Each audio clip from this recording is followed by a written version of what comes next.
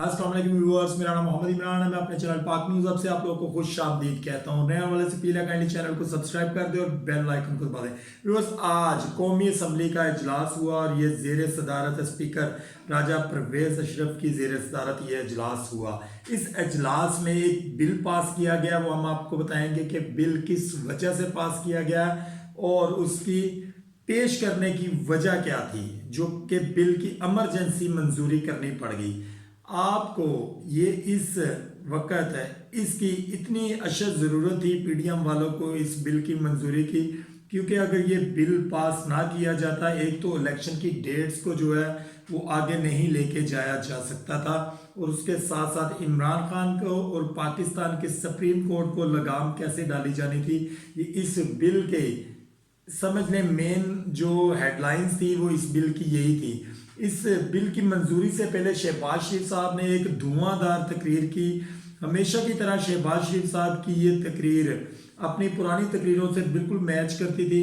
आप इनकी 2018, 19 और 20 की तकरीरें निकाल के देखें कि ये निज़ाम के ख़िलाफ़ जाने की बात करते हैं। आज भी उन्होंने अपनी तकरीर में कहा कि आने वाली नस्लें हमें कैसे याद करेंगी, आने वाली नस्लें जो हैं वो हमें अच्छे अल्फाज में याद करें, इसलिए हमें तब्दीली लानी पड़ेगी, हमें कानून को मजबूत करना पड़ेगा, हमें अपनी अदालतों को मजबूत करना पड़ेगा। फिर उन्होंने अदालतों को कैसे मजबूत किया और आने वाली नस्लों से वो जो दुआएं लेंगे वो किस सूरत में लेंगे, ये आप लोग फैसला करेंगे और हमारी आने वाली नस्लें और मौजूदा नस्लें इस चीज़ का फैसला करेगी कि इस पीडीएम की गवर्नमेंट को और जो हमारे इक़्तिदार में बैठे हुए लोग हैं इनको कैसे याद किया जाएगा, इनके मरने के बाद और इनके जिंदा रहते हुए भी।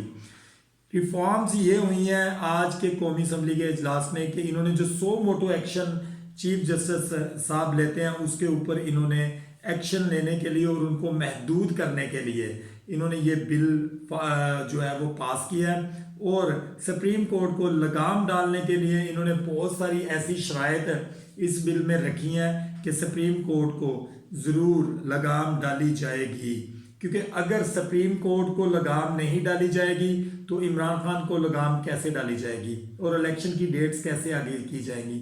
इलेक्शन की डेट्स को आगे करने के लिए, इमरान खान को लगाम डालने के लिए, इसलिए आज का ये बिल इतनी अफरा तफरी में पास किया गया। और इसमें मौजूद जो अपोजिशन लीडर है जो कि टिकट ही नून लीग का लेना चाह रहा है, इन्होंने उस बंदे को अपोजिशन लीडर बनाया हुआ है और उससे भी बिल की मंजूरी करवा कर फिल फॉर जिस वक्त लोग तरावी और नमाज में मसरूफ थे, ये कौमी असम्बली का इजलास करने में मसरूफ थे ताकि जिस वक्त नमाज ख़त्म हो तो लोगों को गुड न्यूज़ दे दी जाए। दरअसल ये तमाम तर हमारी अदलिया को कमज़ोर करने के लिए ये बिल की मंजूरी दी गई है।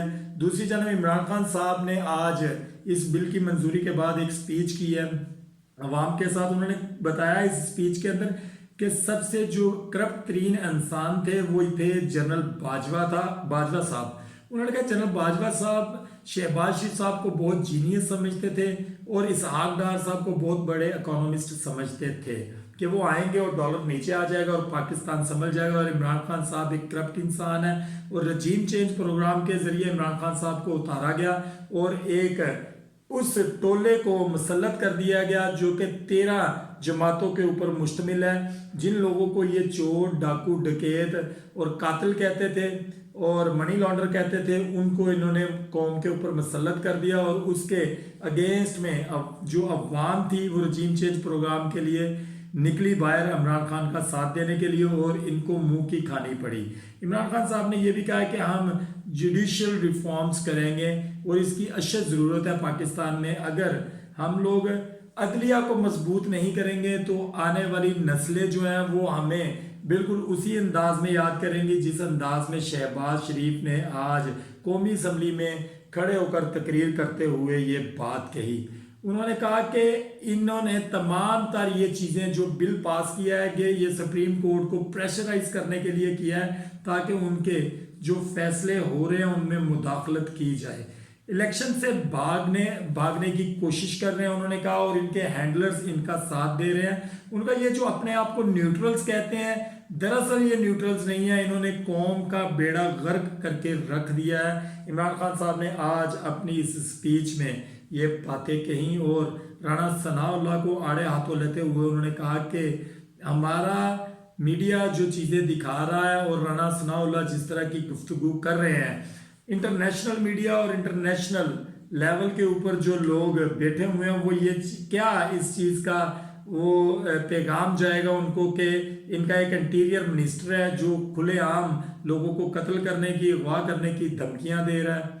और फिर उन्होंने कहा कि ये जो बच्चों को अगवा कर रहे हैं, जो बच्चों को गिरफ्तार कर रहे हैं, ये सोशल मीडिया के लोगों को गिरफ्तार कर रहे हैं और जिसके घर में ये जाते हैं जो भी इनको मिलता है, चाचा मामा ताया, उसको गिरफ्तार करके ले जाते हैं। 10 साल, इवन के 10 साल के बच्चे तक को ये साथ ले जाते हैं और उसके ऊपर FIR दे देते हैं। FIR के बाद उसका ये रिमांड भी ले लेते हैं अदालत के थ्रू। कहते हैं कि ये पैगाम क्या दे रहे हैं लोगों को, दुनिया को ये क्या पैगाम दे रहे हैं कि हम क्या करने जा रहे हैं और हम क्या कर सकते हैं। उन्होंने फिर ये भी कहा कि ये एक करप्ट तरीन टोला है, इन्होंने तमाम लोगों ने मिलकर अभी ये प्लान करने की कोशिश करनी है कि इलेक्शन को किस तरीके से आगे लेके जाया जाए। सिर्फ इस वक्त जो इशू बना हुआ है वो इलेक्शन और इमरान खान साहब को नैल करने का, और इमरान खान साहब को नैल करने के साथ साथ इलेक्शन क्या इस दुनिया से भी आगे भेजने का उनका प्रोग्राम जो है वो चल रहा है। इमरान खान साहब को कत्ल करने की इनकी साजिशें जो है वो कारआमद नहीं हो रही। सुप्रीम कोर्ट में इलेक्शन कमीशन की आज सुनवाई हुई। इलेक्शन कमीशन के पास डेट को आगे बढ़ाने के अगर तो इख्तियारात हैं, तो सुप्रीम कोर्ट में ये बात हुई कि फिर तो मामला ख़त्म हो जाएंगे। चीफ जस्टिस साहब ने ये कहा। उन्होंने कहा अगर इनके पास इख्तियारात नहीं है तो फिर उसी तरीके से एक्शन लिया जाएगा जो कानून और आइन कहता है।